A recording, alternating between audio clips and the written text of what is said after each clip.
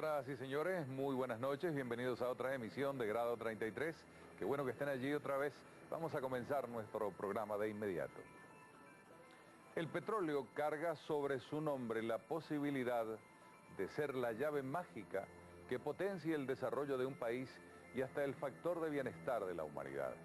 Pero también en el oro negro están cifradas algunas de las peores influencias que se puedan ejercer sobre gobiernos o sociedades completas, al extremo de haber recibido el significativo calificativo de excremento del diablo para los productores.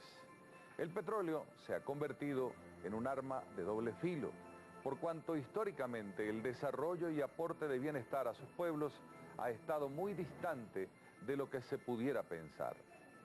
Casos emblemáticos son Nigeria, Ecuador o Libia. El de Venezuela es un caso muy especial, por cuanto no sería justo dejar el petróleo fuera del marco de desarrollo obtenido durante la era democrática. Pero en la actual coyuntura política, el petróleo se está utilizando como un arma geopolítica y como una fuente de financiamiento para otros países. Mientras en Venezuela el petróleo no es de todos, cada vez se perfila más nítidamente cómo al influjo del oro negro el chavismo ha ido financiando y apuntalando un Estado paralelo que no tiene más ley que la palabra del presidente y del cual nadie rinde cuentas. Este es nuestro tema de estudio esta noche en Grado 33.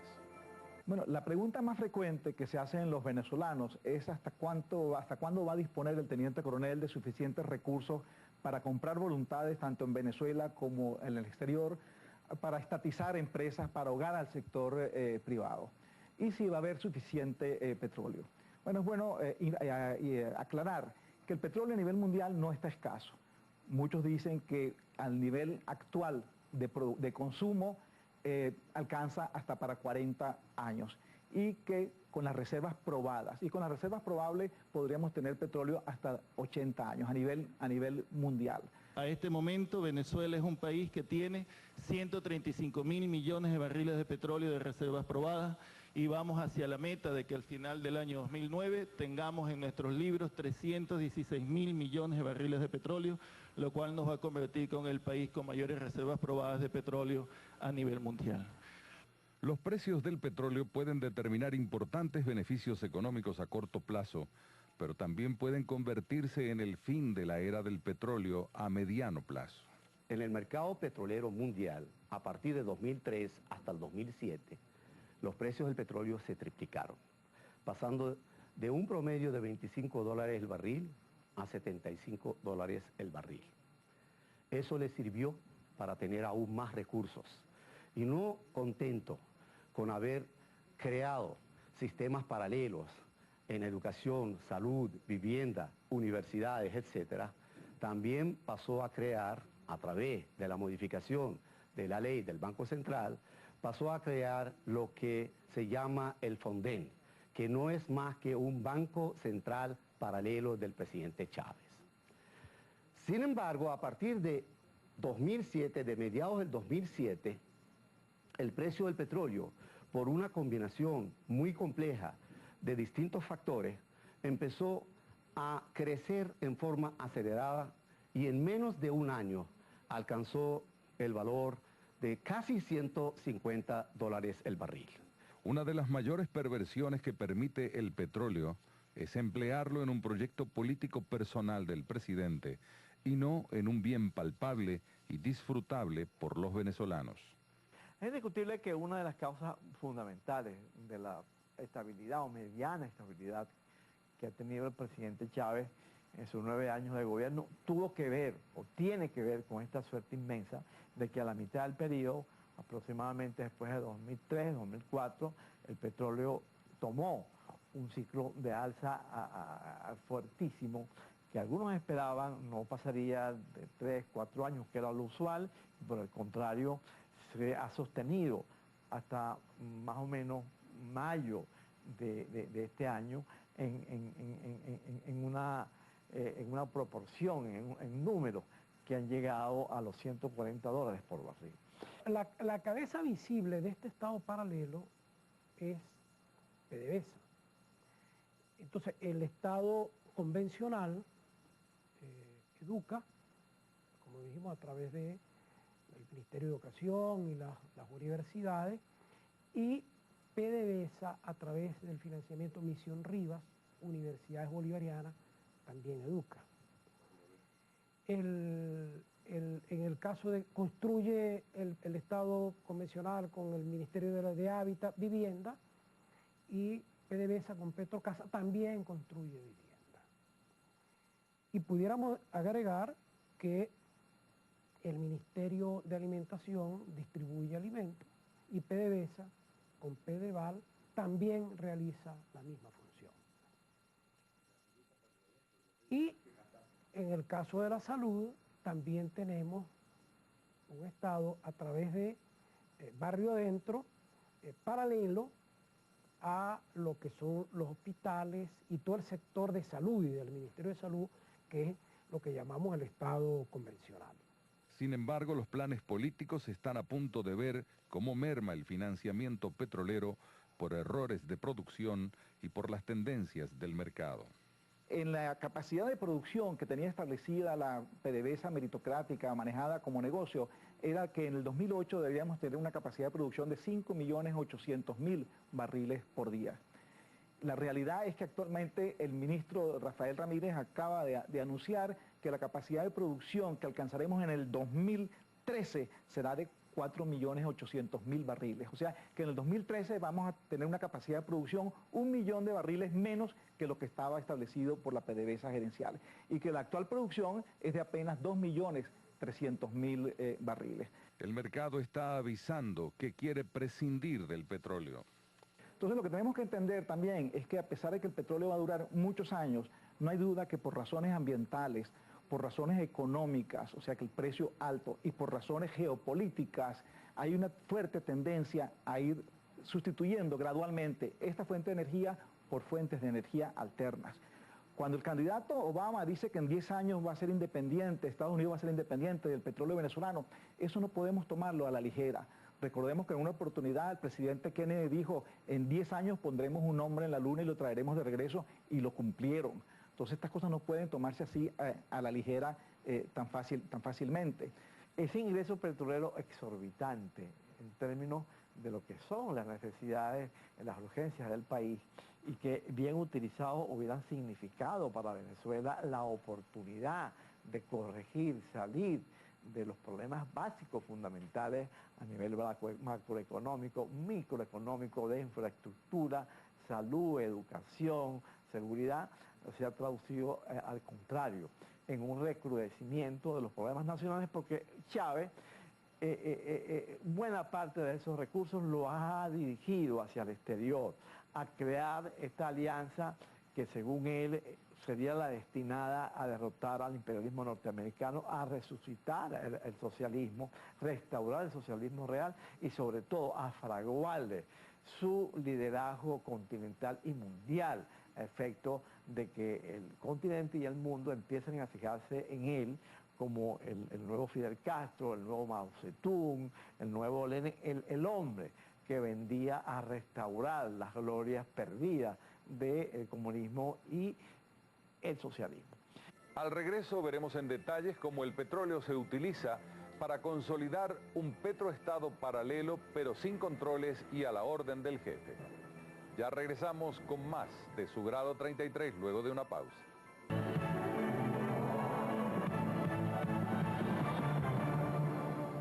Con un precio de venta del petróleo de $113 el barril como promedio y un costo de producción de unos $5 por barril, el gobierno del presidente Chávez está literalmente inundado de dinero, suficiente como para ejecutar cualquier tipo de experimento dentro y fuera del país. Uno de los más evidentes en el terreno interno es la creación de un Estado paralelo, a su medida, con sus propias normas, sin ningún tipo de control sobre el manejo de los recursos y, por supuesto, financiado por PDVSA. No importa lo que se pierde en la inversión, porque ahí no hay ninguna relación costo-beneficio de ningún tipo, de a quienes se benefició. No, ahí no existe nada, ahí simplemente son pozos sin fondo. Pudiéramos decir que PDVSA, que siempre fue cuestionada, y fue cuestionada por el presidente como una caja negra, ahora es como una especie de secreto de Estado, porque uno no tiene acceso a la información veraz para poder realizar lo que la Constitución manda: vigilancia social, control social sobre los recursos que son de todos los venezolanos. Esta es una revolución alimentada con la renta petrolera que produce la economía mundial capitalista. Y sobre la economía mundial, esta revolución no tiene control alguno, ni tampoco tiene influencia. Y cuando la economía mundial decida algo, entonces aquí tendrán que afrontarlo. Y si es una revolución alimentada con renta petrolera y esa renta merma, pues esta revolución se verá comprometida y tendrá que enfrentarse a las realidades crudas que se le vayan presentando.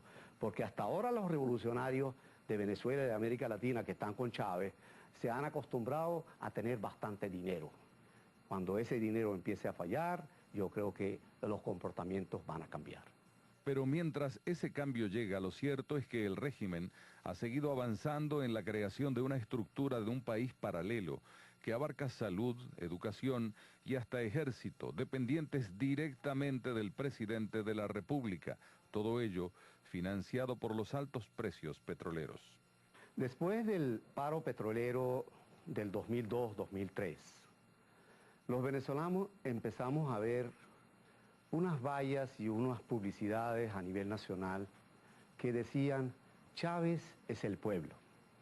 Si después del paro quedó plasmada la idea en la mayoría de los venezolanos de que PDVSA era del pueblo, esas vallas, esa publicidad, lo que quería decir que como Chávez es el pueblo y PDVSA es del pueblo, entonces por consiguiente PDVSA es de Chávez. PDVSA se ha convertido en el instrumento principal por excelencia de la implementación del proyecto político y geopolítico del presidente, que por cierto, ese proyecto tiene rasgos personalistas irritantes. Se puede hacer cualquier cosa con los recursos, den o no den resultados.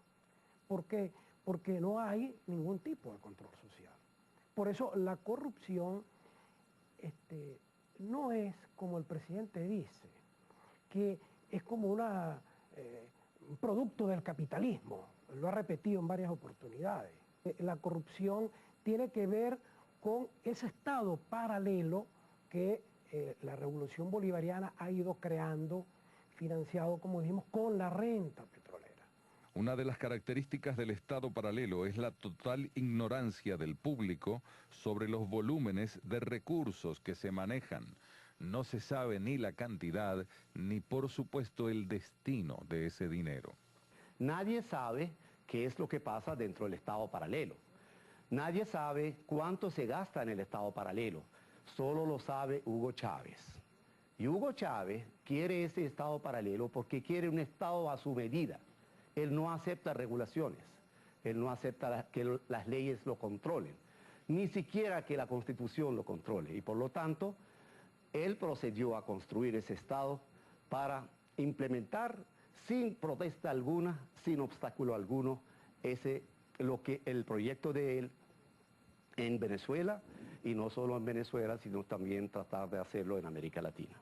El presidente siempre señala, para justificarlo, que es que la burocracia no impide que las cosas se hagan más rápidamente, etcétera, etcétera. Pero eso es una coartada, porque así es como deben funcionar, porque si no, se convierte en un caldo de cultivo para el despilfarro que no tiene nombre en las empresas de producción social y sobre todo en las cooperativas, y para la corrupción, que ha alcanzado de verdad niveles estratosféricos, inimaginables, comparados con los que cuestionábamos anteriormente a los gobiernos de ADE y de COPEI. Las misiones cuyo cometido original pudieran ser dignas del mayor apoyo, están estructuradas de tal forma que no hay manera de auditarlas. Una misión que es la que en mejor escala demuestra qué es lo que está pasando con los dineros de la renta petrolera, que es la misión Milagro. La misión Milagro, porque es una misión internacional y uno ve a cada momento, o sea, operaron 14 personas, son operaciones de la vista, de los ojos, de Bolivia o de México, y seguramente son ciertas estas operaciones. Lo que no es cierto es que, como dijo en el discurso en el Club Ferrocarril Oeste, el presidente Chávez, que en el último año se hayan realizado 100.000 operaciones en Cuba y Venezuela, porque eso da 270 operaciones diarias, que nadie puede creer que sean verdad, ¿ok? Pero permite asignarle recursos súper cuantiosos de acuerdo a esa cifra y no a las cifras reales. Y entonces por allí sale hacia el exterior una gran cantidad de renta petrolera. Al regreso veremos cómo la caída del precio del petróleo, del cual ya hay claros síntomas, puede repercutir en los planes del líder de la revolución bolivariana. Es hora de que hagamos otra pausa. Regresamos con más de Grado 33.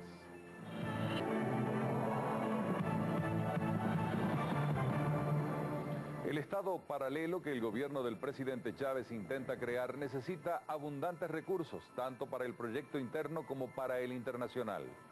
Los abundantes ingresos petroleros le han permitido moverse con comodidad hasta ahora, pero los expertos aseguran que cuando el precio del barril está alto, lo único seguro es que en algún momento bajará. Y ya hay síntomas preocupantes en ese sentido. Este miércoles, por ejemplo, el petróleo cerró solo a $109, es decir, $6 menos que hace 2 días cuando se hizo esta entrevista. Esta locura petrolera que se dio especialmente durante el primer semestre del año 2008, parece que ha sido frenada y aparentemente ya ha sido revertida también, y aparentemente va a ser revertida hacia valores incluso por debajo de los $100, y estamos hablando de la reunión de Jeddah, que fue celebrada el día 22 de junio con el patrocinio del rey Abdullah de Arabia Saudita, con la finalidad de ponerle un parado, de ponerle el cascabel al gato, porque de lo contrario el destino de la humanidad estaría comprometido. Después de la reunión de Jeddah, los precios han empezado a bajar. Es más, en un solo día colapsaron $17. Y hoy están alrededor de los $115.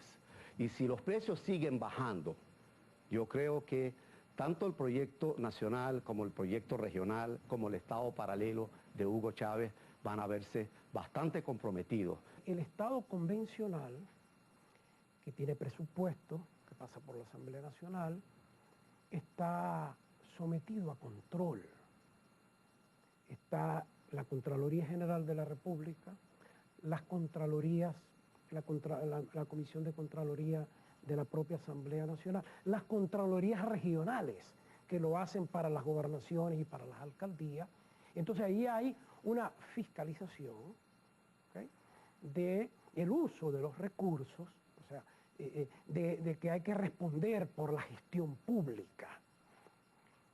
En el caso del Estado paralelo, no existe ni Contraloría General de la República, ni Comisión de Contraloría, ni la tan cacareada Contraloría Social de la que el presidente habla, tampoco existe. La falta de información es una de las características que impide todo tipo de control. O sea, la información proviene de informaciones de prensa. O sea, si uno revisa en PDVSA cuánto gasta en la misión Riva, ellos dan un número de que gastaron tanto en la misión Riva, pero no aparecen, bueno, en qué se gastó, qué cantidad de personas fueron las que recibieron la beca para la misión Riva, porque como ya hemos demostrado en otras oportunidades, son misiones en donde las cifras de cobertura son fraudulentas. Siempre el número, en el caso de la misión Rivas, que eran algunos 120.000, después se decía que habían 750.000 personas. Pero las cédulas de estas personas no aparecen nunca por ningún lado. Al bajar los precios a los niveles de 70 a 80 dólares el barril, que eso se prevé que puede ocurrir, incluso el presidente de la OPEP lo dijo, eso le complica a Hugo Chávez el proyecto, especialmente el proyecto latinoamericano caribeño. Esa parte va a entrar en crisis. En lo nacional, recordemos que este es un país relativamente pequeño y la renta petrolera es sumamente cuantiosa. Él al principio tendrá suficiente margen de maniobra para poder lidiar con esta situación. Los casos de manejos poco claros de recursos no ocurren solo dentro del país. La ayuda hacia amigos extranjeros a veces se convierte también en noticia policial. En el mes de octubre del 2007, cierran en Bolivia el programa ALBA, Tratado de Comercio de los Pueblos. ¿Por qué? Por irregularidades. El gobierno comienza a investigar el destino de 11 millones de dólares de Chávez, dice la información. Por supuesto, eso es renta petrolera, la que fue a Bolivia. Pero ¿qué ocurrió? Que cuando se revisa, igual que con las misiones, solo aparece los gastos de 4 millones de dólares, se desaparecieron 7 millones de dólares, que eran de nosotros. Ahora, nadie supervisa qué ocurrió, cómo fue eso, no, nada. Los aliados en América Latina, como Bolivia, como Ecuador, como Nicaragua, como recientemente Honduras, Cuba y Argentina, son aliados en gran parte porque reciben recursos y reciben petróleo de parte del presidente Chávez.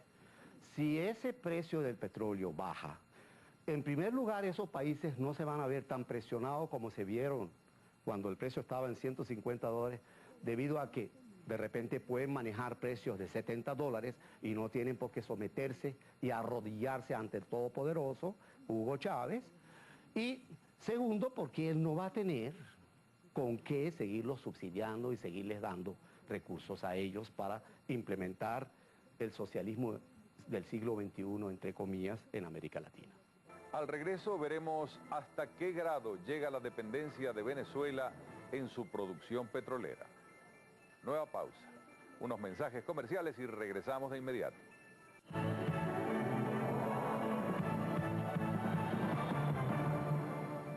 Venezuela es hoy en día más dependiente que nunca de los precios del petróleo. El presidente Chávez ha acentuado esta tendencia. Ahora más que nunca somos dependientes del petróleo. Ahora más que nunca dependemos de que el petróleo esté alto. Ahora más que nunca somos un país petrolero. Pero la circunstancia en que siempre el petróleo, como es un artículo de realización en los mercados internacionales, depende de los compradores. Y son los compradores quienes a fin de cuentas deciden cómo se vende, dónde se vende, a qué precios se compra y a qué precios no se compra el petróleo. Entonces, eso de tener una revolución supuestamente independiente, popular, soberana, antiimperialista, anticapitalista, ¿pero qué? Básicamente depende del desarrollo de la economía capitalista, del progreso de los países capitalistas para poder sobrevivir, puesto que ahora más que nunca dependemos del petróleo. Esto es un absurdo que se le ha advertido persistentemente al presidente. Ya él no quiere entender y se va a encontrar un día con la sorpresa de que los precios del petróleo van a caer, pero en circunstancias de que no tenemos otra economía que sustituya al petróleo, no tenemos una producción diversificada, no tenemos una producción independiente de alimentos y somos más dependientes que nunca de los mercados internacionales. La falta de inversión en materia petrolera complica las posibilidades de seguir siendo la gallina de los huevos de oro. Ante la realidad de que la producción petrolera venezolana sigue decayendo, de que para poner a producir las fajas se requieren no menos de 8 o 10 mil millones de dólares todos los años por los próximos 10 años y que Venezuela no tiene esos recursos. Que encima la faja petrolífera del Orinoco se la estamos entregando a un montón de empresas que no tienen ninguna experiencia, empresas de Chile, empresas de Argentina que no tienen experiencia, empresas de Uruguay que no tienen experiencia en la parte petrolera, definitivamente lo que tenemos que pensar es que hay que buscar la manera de componer este negocio. Y la manera de componer este negocio definitivamente pasa por la sustitución del régimen del teniente coronel Hugo Chávez cuando las condiciones estén establecidas. Y entonces, ¿qué es lo que habrá que hacer? Bueno, sencillamente habrá que crear una nueva empresa. La actual PDVSA politizada, que ha venido decayendo año tras año, es ya muy difícil de recuperar. El petróleo, pese a todos los males que se le avecinan a la industria, sigue siendo utilizado como arma geopolítica por el gobierno. El presidente Chávez, como ninguno, ha jugado a esta variable.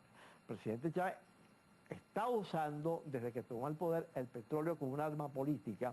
Se ha aprovechado de la crisis energética para acercarse a países sin petróleo y que lógicamente pagan muy fuerte la factura petrolera para ofrecerles petróleo barato, algunas veces regalada, otras con subsidios, a bajos intereses, y eso le ha concitado lógicamente un suerte de respaldo. Le ha permitido hacer una especie de alianza internacional que por lo menos hace callar a los países que son beneficiarios de esta política ante las evidentes agresiones que hace el presidente Chávez contra el establecimiento político democrático del país y de fuera del país. Estamos aquí hoy con la perforación y vamos a firmar el acuerdo para el plan de desarrollo de este proyecto, es decir, para acordar, mientras culmine la certificación, cómo hacer todo el esquema de desarrollo de infraestructura, la calidad del crudo, el procesamiento, el mejoramiento, eso lo vamos a firmar ahora. Igualmente hoy se va a transferir a Petroecuador unos derechos de participación en una empresa mixta, Petronado, donde va a tener Petroecuador un 8% de participación, y es una participación que por supuesto podemos expandir en el marco de ampliar la cooperación entre PDVSA y Petroecuador. El gran reto después que pase esta vorágine revolucionaria será sin duda la reestructuración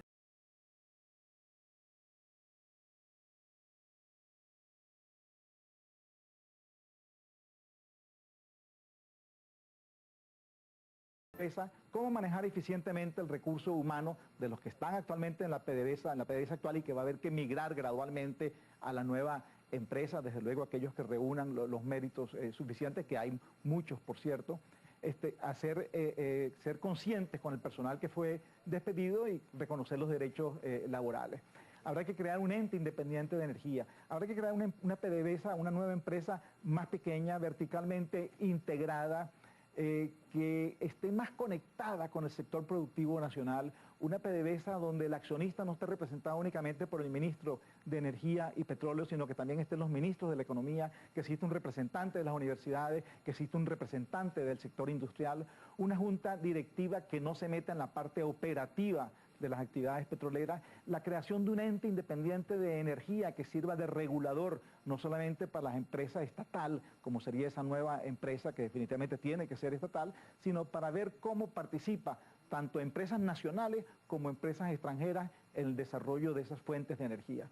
Bien, señoras y señores, de esta manera llegamos al final de otro Grado 33. Muchísimas gracias por su atención, que tengan muy buenas noches y será hasta mañana.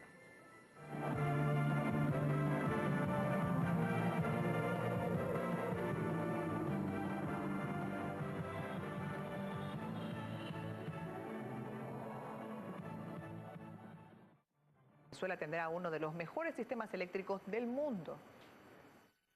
Debemos reconocer, y ahí la autocrítica que nosotros nos hemos hecho aquí en privado, y ahora lo hago en público, de que no hemos ido a la velocidad requerida. No hemos ido pues al ritmo del crecimiento económico del país y del crecimiento de la demanda. Nosotros siempre preferimos, lo he dicho hace un rato, seguir el precepto bíblico.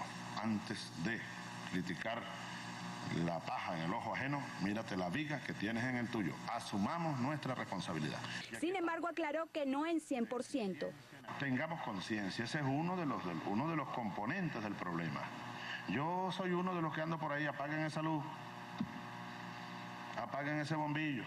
El gran complejo del Guri nunca tuvo un plan de mantenimiento general. Lo hemos asumido nosotros y eso está en marcha. En una reunión con el Comité Central de Planificación y Sector Eléctrico, el mandatario nacional dijo que el actual sistema de electricidad es uno de los problemas heredados de anteriores gobiernos y en reiteradas ocasiones desmintió que las actuales fallas eléctricas sean por la nacionalización de la misma.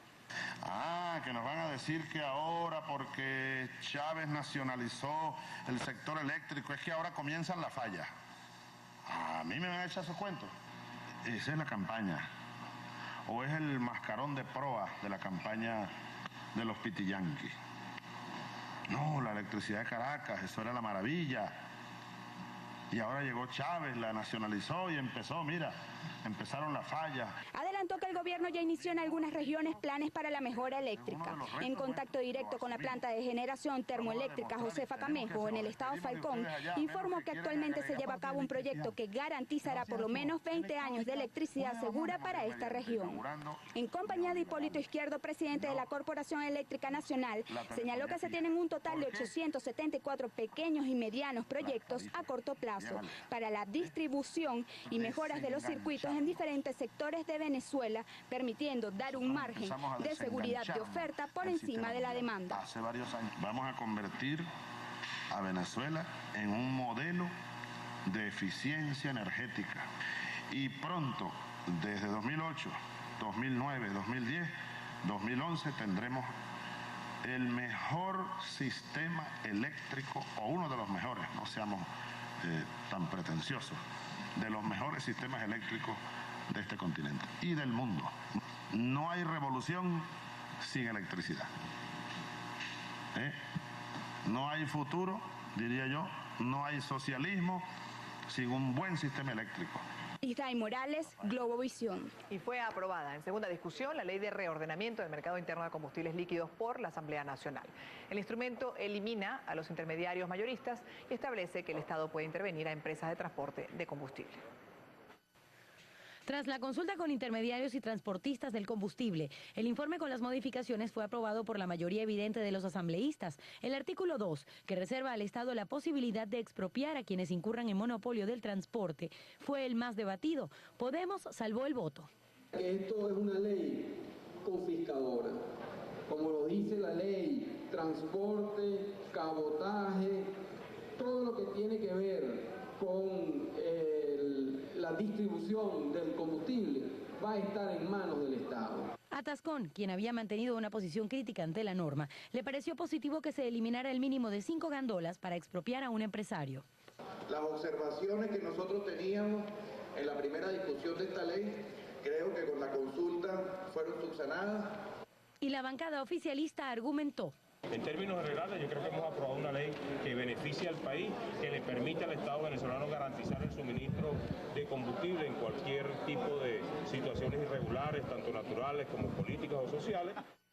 Por su carácter orgánico, la ley de reordenamiento del mercado interno de combustibles líquidos debe ser aprobada por el Ejecutivo para entrar en vigencia. La normativa fija un plazo de 60 días a las empresas susceptibles de intervención para negociar un justo precio con el Ministerio de Energía y Petróleo, que tendrá la discrecionalidad de fijar el criterio de cuáles incurren o no en monopolio de transporte de combustible. Miembros de la Comisión de Energía y Minas de la Asamblea Nacional y representantes del Ministerio de Energía y Petróleo se reunirán con mayoristas e intermediarios del combustible para discutir los alcances y la aplicación de este nuevo instrumento jurídico recién sancionado por la Asamblea Nacional. Mariana Gómez, Globovisión. Sin objeciones, fue aprobado por el Parlamento también el informe final de la ley de tarjetas de crédito, débito, prepagadas y demás tarjetas de financiamiento o pago electrónico. A partir de la aprobación y posterior publicación en la Gaceta Oficial de esta ley, los usuarios de las tarjetas de crédito o débito serán vistos de otra manera. Estos instrumentos ya no son un lujo. La pelea contra el anatocismo ya está regulado por esta norma. Esto que es una práctica que ya había sido sancionada con los créditos indexados. Había una sentencia del Tribunal Supremo. Para que eso no se hiciera, la banca venía cobrando intereses sobre intereses a las deudas financiadas, a los créditos de los tarjetavientes. Aquí estamos eliminando